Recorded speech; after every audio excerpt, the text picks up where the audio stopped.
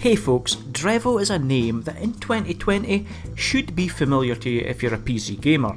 I've featured a number of their mechanical keyboards over the years on this channel, and even today my keyboard of choice is the Drevo Blademaster, which for me is still top of its class.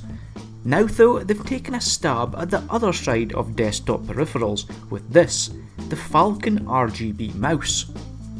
I've put a link in the description below, but the first thing you're probably going to notice is the price. It's under 39 quid here in the UK. And that got me thinking about how I'm going to give a clear and concise overview of the Falcon. You see, my daily driver at the moment, and for the last few months, is the ROG Gladius II, a mouse from ASUS that costs twice as much as the Falcon. So, can the cheaper Falcon really hold a candle to something like that? Well, in short, absolutely can, but with a few little caveats. The Falcon is designed to be a really lightweight gaming mouse, and it succeeds in that regard brilliantly well, coming in at only 70 grams for the mouse itself, and this is coupled to a soft braided lightweight cable, which I've personally found to actually offer less drag on my table than the Gladius II. So again, as a lightweight mouse, it's starting to add up to a really nice picture.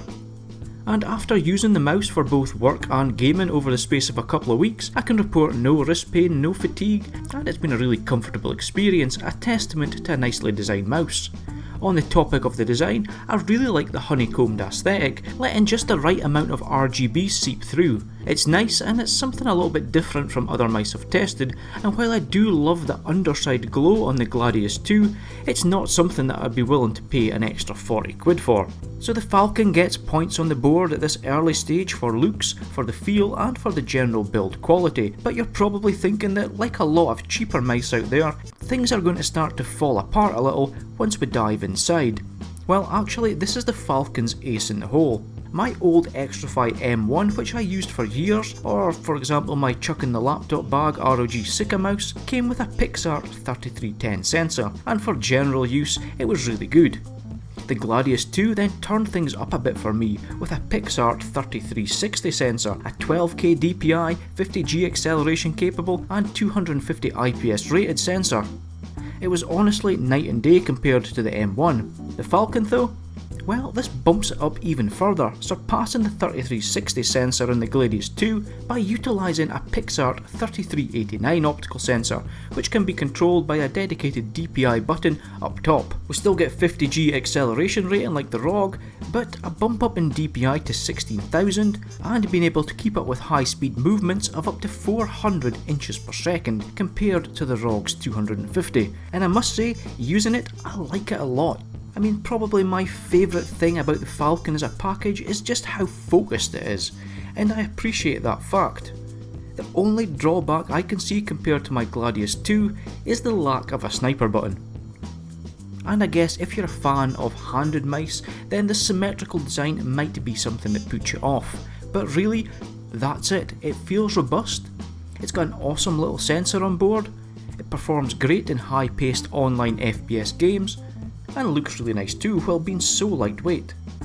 Now I would be quite happy at this point to wrap this video up and just say you should buy the Falcon, but there is also one more thing that the Falcon does really well in comparison to my Gladius II that is worth mentioning, and that is the software support. Now if you've ever been unfortunate enough to use one of ASUS ROG's software suites, you'll know that quite frankly it's awful, it's clunky and it's unintuitive. I already used Drevo's power console for my Blademaster and always found it to be simple, lightweight resource wise, and most importantly, it just did its job in the background without bothering me.